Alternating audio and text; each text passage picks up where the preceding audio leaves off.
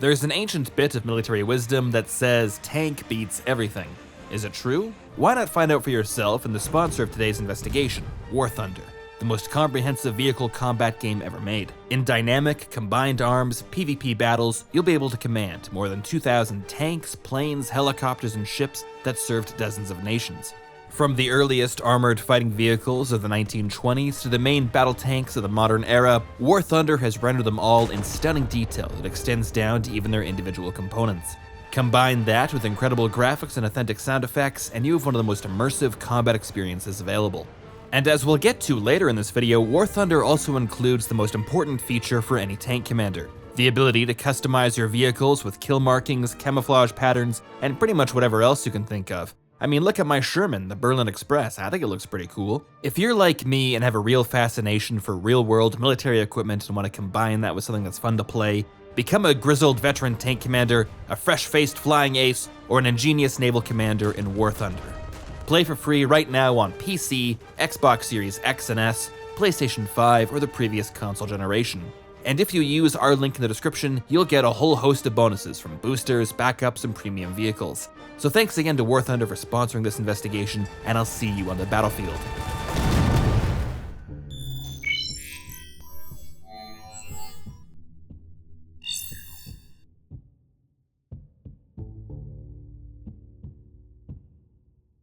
The Human Covenant War forced the Army of United Nations Space Command to fight a prolonged campaign under the most challenging circumstances in military history. The Covenant forces arrayed against them were numerically superior, technologically advanced, and most critically, rarely consigned themselves to the planetary or terrestrial campaigns where traditional armies were the most effective. Most UNSC worlds were simply turned to glass from orbit, with local defense forces unable to retaliate in any meaningful way. And while the UNSC might have gradually come to understand the Covenant's reasons and motivations for which worlds were burned and which were invaded, there was no surefire way to predict where the Covenant would decide to attempt a landing. The end result was that UNSC Army forces were annihilated on hundreds of worlds without having achieved anything, in the hope that just a few of those worlds might have become prolonged terrestrial campaigns in which UNSC reinforcements could be rushed and the overall Covenant advance slowed down, if not stopped. The battles for Harvest were perhaps the ultimate example of this doctrine. But what's truly incredible is that when these kinds of planetary campaigns took place, they weren't the one-sided massacres that tended to define interstellar fleet actions. When presented with the opportunity to engage the Covenant in the kinds of battles for which the UNSC Army was designed and outfitted, it could be extraordinarily effective. Covenant advantages in numbers or technology were overcome quite rapidly, with superior tactics, organization, leadership, and cohesion. So in this episode of Building Your Battle Group, the Templin Institute will be taking on a bit of a challenge. The UNSC Army is a rather underappreciated branch, and very little is known about how its forces are organized, at least when compared to the UNSC Navy or the Spartans. So in lieu of any official information, we're going to attempt to make our own armored formation. We'll look at the equipment available to the UNSC Army, try to anticipate what our unit will be expected to accomplish, and design a formation that, if given the chance, will force the Covenant to issue forth the legendary cry of regret, regret, regret. But the UNSC Army is a massive entity in command of all sorts of units, so to begin, let's outline the parameters and limitations we'll be operating under, starting with exactly what kind of battle group we're building. When fighting the Covenant, the UNSC Army relied on divisions as their foundational tactical units. These were large formations, probably including between 10,000 and 20,000 soldiers. It might take weeks or even months for them to be properly mobilized and sent off to wherever they need to be. What I want to focus on instead might be described as a combat team, and as someone obsessed with tanks, specifically an armored combat team. This is a smaller regiment or brigade that nevertheless is built to be independent and focused on combined arms. It might be thought of as a division in miniature, with organic embedded support elements. And as the term armored would imply, there is an emphasis on tanks and fighting vehicles. In the context of fighting the Covenant, I think this type of formation has a few things going for it. Starting with, it can be deployed as a defensive force on UNSC worlds at comparatively lower risk. If the Covenant glass the planet from orbit and the combat team is lost, that's terrible, but it's a lot less terrible than losing an entire division that's 4 times as big. If we get lucky though, and the Covenant decide to force a landing, then a combat team has enough firepower and manpower to delay the Covenant long enough for UNSC reinforcements to be flooded in. Like Harvest, the planet can then be transformed into a major obstacle for the Covenant instead of just a bump on the road to Earth. And those reinforcements that flood in, they might just be full Army or Marine Corps divisions, but they might also be additional combat teams, because reinforcing besieged planets is another role in which a leaner, rapid reaction force would be useful. In short, we're looking to build something that can be deployed quickly, that's versatile, and well suited to either offense or defense. Next, let's select its readiness. And in the context of building this battle group, I want to stretch the definition of that word a bit, and use it to describe a few loosely related concepts. The quality of its soldiers, the kind of equipment we have access to, and how easy it is for this battle group to modify that equipment. We'll say a Tier 4 unit is one that is either still in training or may be held in reserve. They're relegated to using older equipment, and if anyone in that unit has any suggestions on how it might be improved, no one is too interested in what they have to say. It's at low readiness and not expected to fight anytime soon. A Tier 1 unit, by contrast, represents a premier fighting force, the kind you'd send to spearhead an operation, hold a critical piece of the front, or succeed under particularly tough circumstances. They're using the best equipment available, and have a high priority when it comes to reinforcements and upgrades. And if the commanders of these kinds of units are all delivering reports back to their superiors, highlighting faults in their equipment or areas where it can be improved, that's going to be taken pretty seriously. Essentially, what I'm getting at here is that during this intellectual exercise of ours, I want to have a bit of freedom to modify some designs or loadouts if I'm not satisfied with them. You can justify internally how a regiment commander is able to do this any way you like. Normally, I'd expect a rapid reaction combat team like ours to be at Tier 1, but, and this leads to our next parameter, we'll imagine that this unit is operating in the final months of the war. It's been a while since this team was deployed to reinforce some distant colony. Now it's being hastily redeployed to take part in the final defense of an important core world. Reach is about to fall, or maybe it already has, the UNSC is in disarray, and logistics and supply pipelines are beginning to break down. With the situation increasingly desperate, we're going to lower this unit's readiness to Tier 2. We might be able to make some changes to our vehicles, but for the most part, it's going to be limited to whatever we can modify in the field. This unit as a whole is bruised and battered. And finally, this battle group needs a name. Let's keep this simple. We'll say this is the 1st Regimental Combat Team of the 34th Armored Division. But that's kinda boring, so let's come up with a far more important unit nickname. And like all great nicknames, it needs a story behind it. So we'll imagine that during the Battle of Colo, the 1st RCT was sent to reinforce the local planetary defense forces, but as the battle progressed, its mission changed to recovering and retrieving a mysterious artifact the Covenant were hunting for, something they considered to be sacred. This artifact, once recovered by the combat team, was mounted on one of the regiment's tanks, one of the few vehicles still in operation, as they hurried to evacuate from the planet with their new prize. Noticing the Covenant seemed unwilling to target this tank, lest they destroy the artifact, the remainder of the regiment created their own crude replicas of the artifact, which were then mounted on their own respective vehicles. Most of the time, the Covenant saw through this deception, but not always, and the 1st Regimental Combat Team of the 34th Armored would be forever immortalized in UNSC Army legend as the Holy Rollers. With all the important stuff like nicknames out of the way, we can actually begin building this regimental combat team. And we're lucky that we have a great template to work off from. In our own world, different militaries have a bunch of different doctrines and methods when it comes to organizing forces like this. But because United Nations Space Command seems heavily influenced by the United States Armed Forces, I think a good comparison would be the Armored Brigade combat teams within the US Army. Using that model, the UNSC version would look something like this. At the top, we got the regiment headquarters, the guys running the show. Then we have the primary maneuver elements of the force, the units that will be in contact with the enemy. 3 combined arms battalions with a single cavalry squadron. In a supporting role, we have an engineer battalion, artillery battalion, and a support battalion. And even though this is a smaller unit in the grand scheme of things, this is still a pretty big formation, probably around 5,000 soldiers. So rather than trying to determine the exact numbers of vehicles and manpower within each battalion, that's above my pay grade, I'll instead be mainly focusing on the equipment available to the UNSC Army that I think is best suited to the regiment and its constituent battalions. When that's done, I'll leave it to the highly qualified specialists at the Templin Institute's Doctrine and Logistics group to determine how many of each will actually appear on screen. So let's start with the regimental headquarters. This is the section of the combat team responsible for command and control, administration, logistics, and overall readiness. This is also an element in military formations that tend to be overlooked within the armies of alternate worlds, which is a real mistake. It may be the 26th century, but you can't just send out a bunch of soldiers and tanks and hope for the best. A headquarters element is an absolute necessity for keeping large formations coherent and effective, and it will be especially important if we're reliant on outside support. Orbital firepower from UNSC Navy elements, for example. The first thing we need to decide on is a vehicle that can function as a command post. Something with enough room for the headquarters staff to do their jobs, fast enough to keep up with the regiment, but not so prominent that it makes for a tempting target. The UNSC has a few options here, but none of them are specifically designed for this role, so we'll have to kind of pick the least bad option. The M312 Elephant is probably the strongest contender of the bunch. This is a multi-purpose vehicle, most associated with engineering and heavy recovery, but it doesn't feel like a huge stretch to suggest that quite a few variants, including a command version, might possibly exist.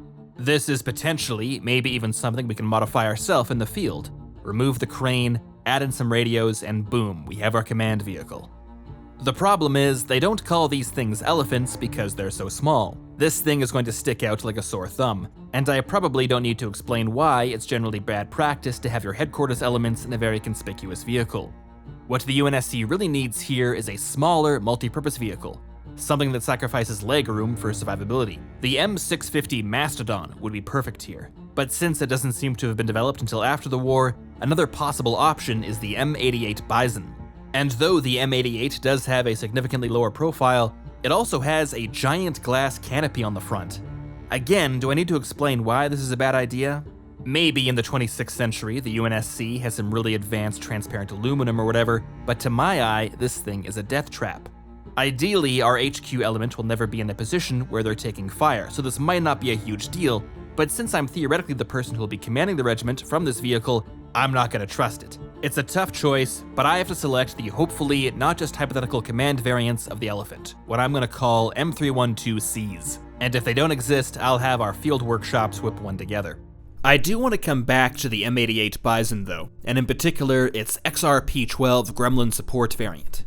We're going to need some general purpose vehicles, something versatile and mobile that can act as evacuation vehicles, combat ambulances, mortar carriers, and whatever else might be required, but that is also well protected. The glass canopy on the Bison still isn't great in that regard, but there's no other alternative as well suited to the role it will need to perform, so the Bison it is. But we also need a vehicle smaller, lighter, and more maneuverable to act as scouts, relays, and transports for the headquarters staff. These are sometimes called liaison vehicles, and they're generally used to facilitate communication and coordination. If I'm in the regimental CP, miles behind the lines, and I want a first-hand look at how one of our tank battalions is doing, going for a ride on the Elephant is not practical, and I'll be damned before I set foot in a Bison. In this role, we're probably again locked into another choice I'm not madly in love with. The M12 Force Application Vehicle. I know I'm going to upset some folks on this one, but I think the design of the Warthog is a bit of a loser. An open-topped vehicle without any kind of remote weapon system would be unsuitable for most modern battlefields, let alone those of the 26th century. But hey, if this is what I got, it's what I got. And you know, if used purely as a liaison vehicle, the Warthog isn't terrible. When it's behind the lines, ferrying headquarters personnel around, it might actually be pretty great. But I don't want to see this thing charging towards enemy formations. It's just going to get blown away immediately. So we'll add some Warthogs to the HQ company. Some with different weapon options just in case, and also some of the transport variants that can tow some more specialized equipment. The M15 Razorback might also be a good choice. Essentially, it's just a more capable M12 Warthog, so we'll incorporate some of them as well. I'd be tempted to fully replace the M12 with the M15, but it does seem like the Razorback isn't available in quite the same numbers, while stock Warthog models are a lot more flexible in the types of weapons and attachments that can be mounted to them. The rest of the regiment HQ will be mostly concerned with logistics and supply. We don't need to overthink this one.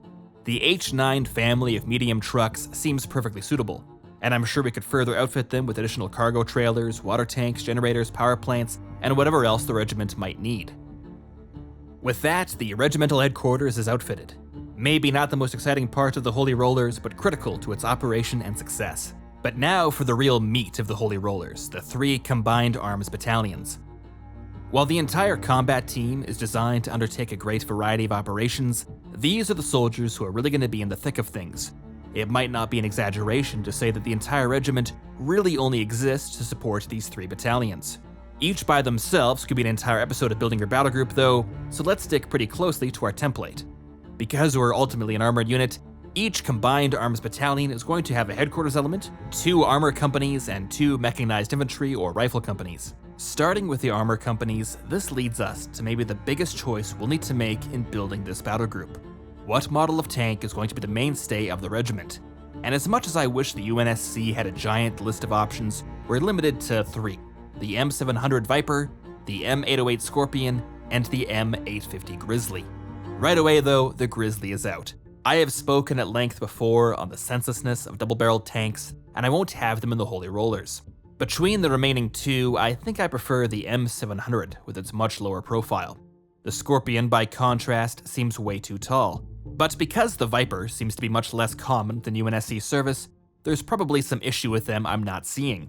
There might have been some technical problems, high maintenance or operating costs, or maybe the Scorpion just made them obsolete. Regardless, its apparent rarity within the UNSC doesn't make it an attractive prospect.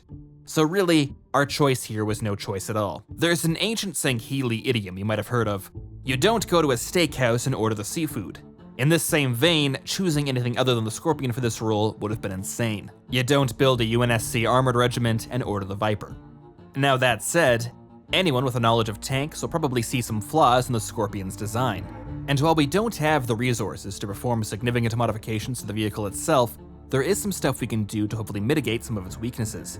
We can't add a smaller turret, but we can apply a brand new coat of paint. Therefore, as the CEO of this regiment, I'm going to issue Standing Order Number 1, hide our shit. Camouflage is one of those things that never goes out of style, and something I really want to embrace with this regiment. Nothing we do will be able to trick the most sophisticated Covenant sensors and weaponry, but I expect this regiment will be involved in close quarters fighting in which more rudimentary sensors or just plain eyeballs will still be used. In these situations, as a complementary measure, camouflage can still be very effective. To me, there's no reason to be satisfied with the base standard green, white, or whatever. Let's throw a pattern on there, some stripes. Camouflage also has the additional benefit of looking way cooler. At least most of the time. I'm not sure who is in charge of UNSC camouflage patterns because while some of them are pretty decent, others have no place in a modern military. Robin's egg blue helmets, great camouflage if you're invading an Easter egg hunt. If a tank or anything else arrived at my regiment in this paint scheme, we'd be breaking out the rattle cans pretty damn fast. But concealment isn't going to stop with just a coat of paint. Every tanker, every armor officer, everyone in the Holy Rollers is going to get very good at applying camo netting, bushes, mud, dirt, whatever we have at our disposal. I want the last thoughts of the Covenant set against us to be something along the lines of, I think those bushes might be shooting at us. With our main battle tank selected and properly decorated, our tank company can really come together. We'll include 3 Scorpion platoons of 4 vehicles each, and a company headquarters with 2 additional tanks for the company commander and XO, as well as some Warthogs, a Bison, and an H9 truck to carry support staff or various replenishables. With the armor companies ready, we can move on to our mechanized infantry companies, which are going to look very similar, swapping out tanks for infantry fighting vehicles. What we're looking for here is something that can transport maybe half a squad of infantry, keep up with our Scorpions, and possess some firepower of its own. The UNSC seems to like using standard Warthogs in this role. You can see this especially during the defensive reach. But why exactly is beyond me. The Warthog is great if you find yourself stranded on an alien megastructure and need a quick and easy method to get around. But at the head of an armored regiment, it's too lightly armed and armored. The M12 is going to get absolutely blown apart. The M15 Razorback is hardly any better. It shares a lot of the same issues, while the M88 Death Trap has the aforementioned glass canopy on the front. Instead, I want to go with what might be a lesser-known vehicle, the M35 Cougar. It's not perfect. I'd prefer if it was tracked, and I'm not entirely sure how many passengers it can take on, but it is fully enclosed, armored, and has an automated turret. Even with its faults, I love the Cougar. This is exactly the kind of vehicle the UNSC desperately needs, and yet doesn't seem to field all that often. If it were up to me, there would be a ton of variants of this thing. From a command vehicle, so we don't need to rely on the Elephant, to mobile gun systems, engineering vehicles, guided missile systems, everything. But it's not up to me, so until I know for sure that these variants exist, we'll stick to using the Cougar purely as an infantry fighting vehicle. Just as with our armored companies, we'll have 3 platoons of 4 vehicles each, with 2 more vehicles for the CEO and XO. Between those 2 armored companies and 2 mechanized companies, our combined arms battalion is really coming together. Now we only need a headquarters company to make sure everyone knows what they're doing. And this HQ company is going to look slightly similar to our regiment headquarters, but with a few key differences. Because it's likely going to be operating much closer to the front and maybe even come into contact with the enemy, it's going to include a few more combat-oriented units. We'll start with a single Scorpion tank and a few Cougar IFVs to keep our command group and certain accompanying specialist units well protected when the battalion is advancing. The Scorpion might seem out of place in a headquarters, but when we're going up against superheated plasma, I want to give my battalion commanders just a bit more protection. I also want to make sure my battalion COs can go wherever their tanks can, and the easiest way to accomplish that is just put them in a tank as well. We'll also include a scout platoon for some embedded reconnaissance, a heavy mortar platoon for indirect fire or even concealment via smoke rounds, and 2 mine roller sections to get rid of the crap that the Gerald-Hene seem to love tossing everywhere. We'll finish off the headquarters company with the usual assortment of bisons, warthogs, razorbacks, and trucks for logistics or auxiliary purposes. These 3 battalions represent a fairly powerful force, probably in the neighborhood of 200 combat vehicles and as many as 2,000 soldiers. Now we need to make sure they don't blunder right into a column of Covenant Scarabs, get surrounded by Atriox Banished, or that they just don't accidentally drive off the edge of a Halo ring. To accomplish this, we need security and reconnaissance. This will be the job of our cavalry squadron. This formation is going to be using a lot of the same equipment as our rifle companies. Expect a lot of IFVs and lighter utility vehicles. But unlike our rifle companies, these won't be solely dedicated to the support of our tanks, or at least not directly. In combat, our cavalry squadron will be deployed on the flanks and the outer perimeter of the entire regiment. This way, if there is indeed a column of Scarabs, Atriox, or whatever the hell this thing is waiting for us, the cavalry can find it and buy some time for the remainder of the regiment to properly react. Our cavalry squadron might look somewhat familiar, consisting of 3 cavalry troops in the requisite headquarters. Each troop will have Cougars acting as IFVs, Bison as general-purpose vehicles, and a Warthog and H9 truck for logistics purposes. But there's an ancient piece of military wisdom that says tank beats everything.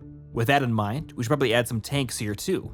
But you might ask, what's the point of tanks in what's essentially a reconnaissance squadron? Well, we tend to think of reconnaissance as mainly passive. A squad or vehicle hidden in a bush somewhere, covertly observing possible enemy positions. Sometimes, though, it's useful for reconnaissance to be more aggressive, to prod the enemy in order to elicit a response and reveal their positions or other details. Friend of the Institute, Battle Order, who by the way has been very helpful in understanding how these squadrons work, describes one of the main roles of tanks and cavalry squadrons as fighting for information. Given that the cavalry will likely also be the first element to come into contact with the enemy, some additional tanks will also ensure it's not immediately overrun, buying even more time for the rest of the regiment to react. Now, if things are going well, the Holy Rollers will be tearing through the Covenant and creating the conditions for a larger breakthrough that can be reinforced and exploited by other UNSC units. Inevitably, though, we'll run into a situation where enemy strongpoints are just too tough to be dismantled by tanks and IFVs alone. For this, we'll need to call on our artillery battalion. In terms of equipment, this is pretty straightforward. We need self-propelled artillery pieces that can keep pace with the tanks, and then all the associated vehicles that allow the guns to keep firing and sustain their crews. Starting with the artillery themselves, we have 2 options, the M145D Rhino and the M400 Kodiak, and with all due respect, there is no chance in hell the Kodiak will ever end up in my regiment. I could come up with a few justifications for this. It's a wheeled artillery system, so it might not be able to follow the tanks into certain areas. They're relatively new in the UNSC arsenal, so maybe they're not available in large enough numbers. But ultimately, it just comes down to the fact I think the M400 Kodiak looks ugly as hell and is destined to blow itself apart. Far be it from me to accuse the UNSC of incompetence. I'm sure they're using some space-age technology and advanced alloys to make the platform stable, but when I look at this thing, with its gigantic turret and comically oversized gun balanced on a comparatively fragile-looking neck thing, all I see is the Kodiak suffering some kind of catastrophic failure immediately upon firing. As an alternative, the M145D appears much better. It's a low standard, I know, but I'm pretty sure this thing at least can fire without exploding. There are some potential red flags, though. The way its tracks are laid out is a complete mess, but it's the gun that really concerns me. The Rhino is one of the few UNSC vehicles whose primary armament is based on reverse-engineered Covenant technology, specifically plasma. If this is simply a matter of loading in a plasma shell instead of a high-explosive one, that's great, this might not be an issue at all. But if the process of firing plasma is any more complicated than that, I'm not sure if it's worth it. If, for example, plasma ammunition needs to be prepared, maintained, or supervised in some specific way, then all of a sudden, our logistics footprint got that much more complicated. We have added a new weapon, entirely unlike anything else in our arsenal, that presumably has an entirely different procedure for keeping it in working order. And what if the Rhino can only fire these plasma rounds, and is therefore unable to utilize the more traditional types of ammunition or more specialized systems such as mines, cluster munitions, rocket-assisted projectiles, white phosphorus, the list goes on. The power of plasma artillery might make the sacrifice worth it, or it might not. For the Holy Rollers, I'm going to chicken out and invent a solution. Because the Rhino is designated the M145D, I'm going to assume that the M145A is the exact same thing, but with a conventional gun. So that's what we'll be using. Paired with each Rhino is going to be an ammunition carrier to keep it in the fight even after its initial onboard rounds are spent. What we really need here is a tracked, armored vehicle with a lot of cargo space. One of our modified elephants seems like the obvious choice. When it comes to making sure those guns stay loaded though, we do have another trick up our sleeve. The UNSC happens to have another piece of equipment that I think could come in quite handy here, a Mark III Cyclops-powered exoskeleton. As a general rule, I'm not a fan of exoskeletons, mechs, or really any machines that can walk on two legs that isn't called Mechagodzilla. To me, they represent the worst of all worlds, a mix between infantry, too bulky to take cover, and tanks that need to walk everywhere. In combat, I don't see much use for them, but in the rear echelon, I think they could be great. Unpacking artillery shells and moving them between vehicles has got to be a giant pain in the ass, so why wouldn't you use a powered exoskeleton to get it done? Where you want it?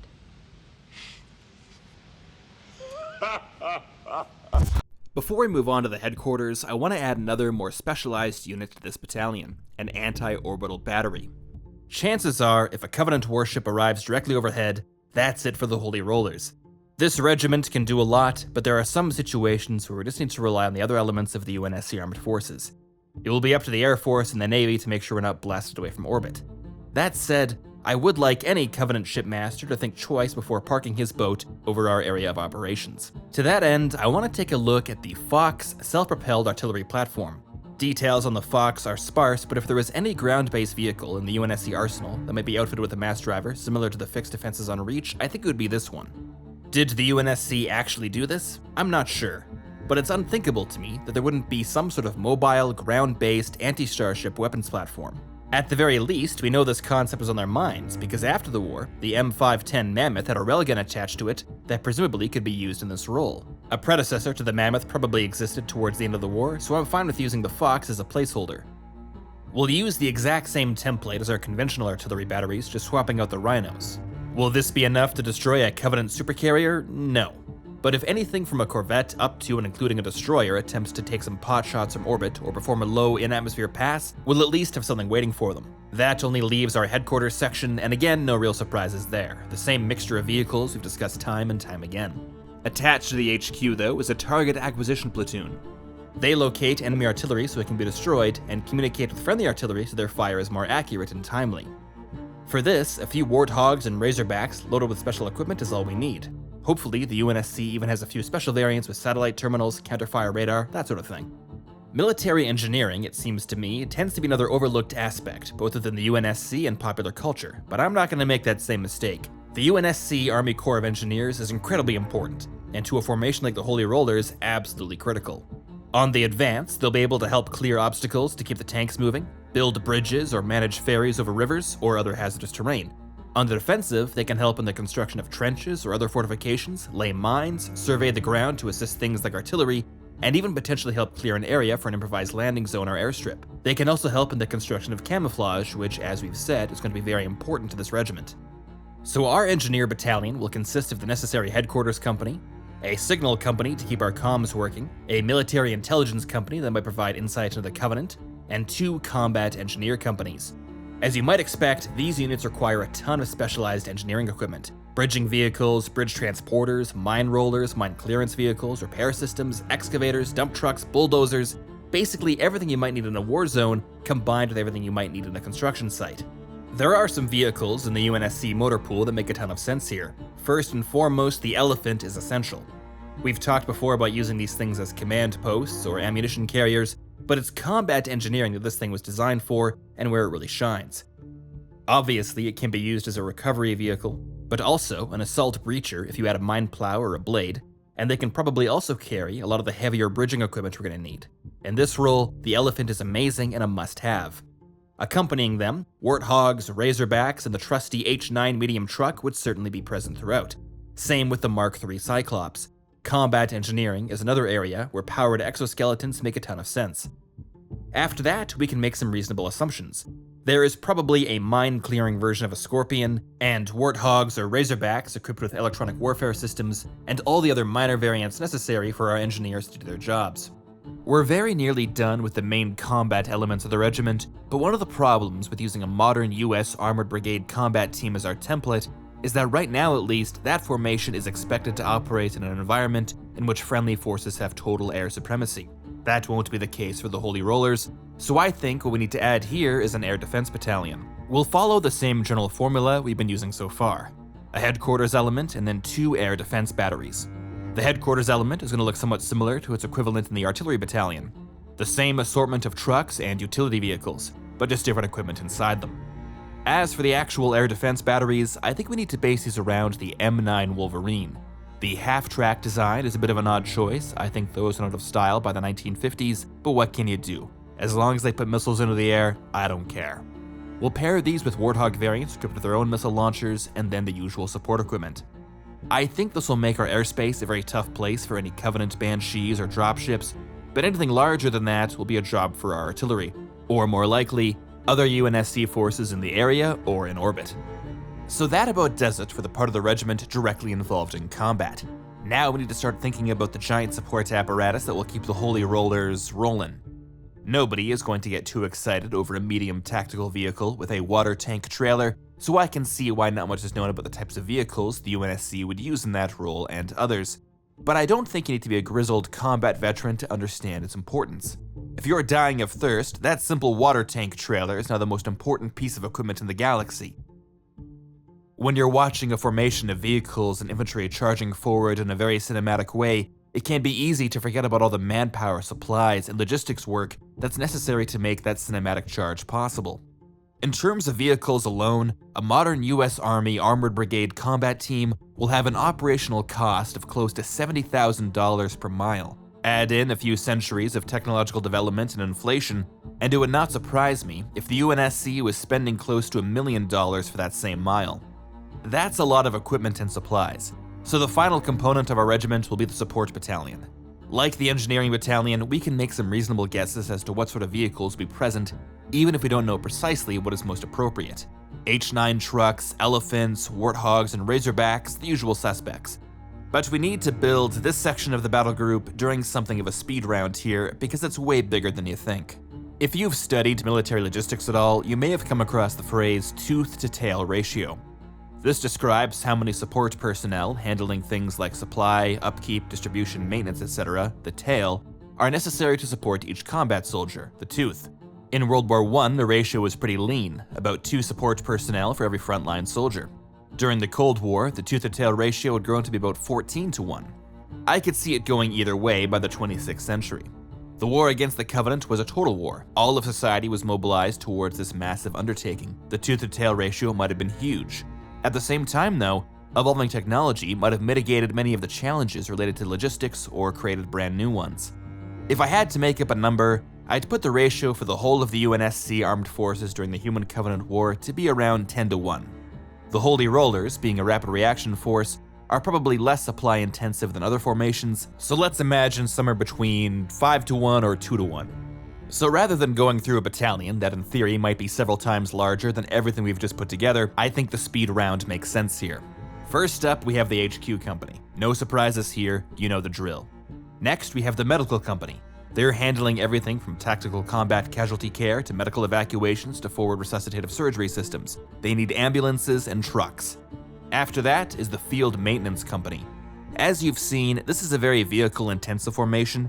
Keeping all the tanks, IFVs, and everything else in working conditions is difficult enough in peacetime, but when we're rolling over difficult terrain, crashing through buildings, plodding through swamps, and getting blasted apart by plasma weaponry, the task becomes near impossible.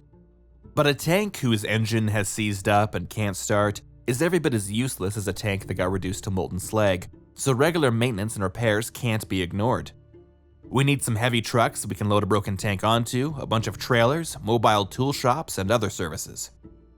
Now, if you want to drive yourself crazy, go through every single vehicle and soldier appearing in this formation and start to count all the different weapons, making note of all the types of ammunition they need. Then do it again, this time for what replacement parts each vehicle might need, and then the amount of food and water each battalion's gonna need. What about things like field services? We can't expect our soldiers to fight in the mud covered in blood-sucking alien ticks forever. Eventually some field showers and laundry is going to be needed.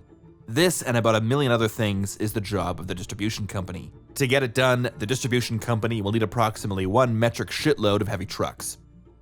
But we're not done yet. After that, we have some forward support companies that are assigned to each of our maneuver battalions, our field artillery, and engineers. Each FSC has been specifically tailored to support the needs of whatever battalion they're dedicated to. The FSC assigned to a combined arms battalion, for example, is going to be slightly different than one assigned to our artillery battalion. Regardless though, the forward support companies work very closely with our battalions. I can't imagine anything worse than staring down the barrel of a Scarab's focus cannon while your own tank is completely out of ammunition. These guys make sure that doesn't happen. And with that, our regiment is nearly finished. I just want to add one more thing, some Spartans. Now personally, I think the Spartan program is a wasted effort. We should be investing in hardware, not bioengineering to make our soldiers better. But even I can't argue with the facts. Spartans have achieved some incredible results, and I want at least some in this regiment. And for a rapid reaction force like ours, I don't think it's too much of an ask to the higher-ups that 2 Spartan teams be assigned to the Holy Rollers, each with a dedicated Pelican. That gives us a total of 8 Spartans, a little bigger than the typical team, but we're not frolicking around on a Halo ring falling in love with AI. This is a combat unit. Even the Spartans are going to take some casualties. And with that, I think we have a pretty good idea of what a UNSC Army Armored Brigade combat team might have looked like during the final phases of the Human Covenant War. In certain sections, logistics and engineering especially, we've needed to make some educated guesses. But even if the models of vehicles might be different, I hope this conveys just how enormous even a smaller unit like a regiment actually is. Depending on battlefield circumstances, a unit like this might be responsible for covering between 2 and 15 kilometers of the front line. And perhaps this is my own bias here, but I like to think that if the Holy Rollers and the 1st Regimental Combat Team of the 34th Armored Division had been the ones to lead the counterattack against Covenant positions during the early battles of Reach, with well over 100 Scorpions and armored fighting vehicles, supported by artillery batteries, air defenses, and anti-orbital capability, well, maybe things would have gone a bit differently. At least until the supercarrier showed up, and then it probably would have gone about the same. But that, of course, is just my opinion. And even though I will not accept any stain of blasphemy upon the honor of the Holy Rollers, I'd like to hear your thoughts. Do you see any major flaws in my regiment? Would you have swapped out one vehicle choice for another? What would your UNSC tank regiment look like? Let me know in the comments below, and until next time, this has been Incoming. Thanks again to War Thunder for sponsoring this episode of Building Your Battle Group. Use the link in the description below to mount up and get War Thunder on your platform of choice, along with a whole host of bonuses. So get out there and find out for yourself if tank really does indeed beat everything.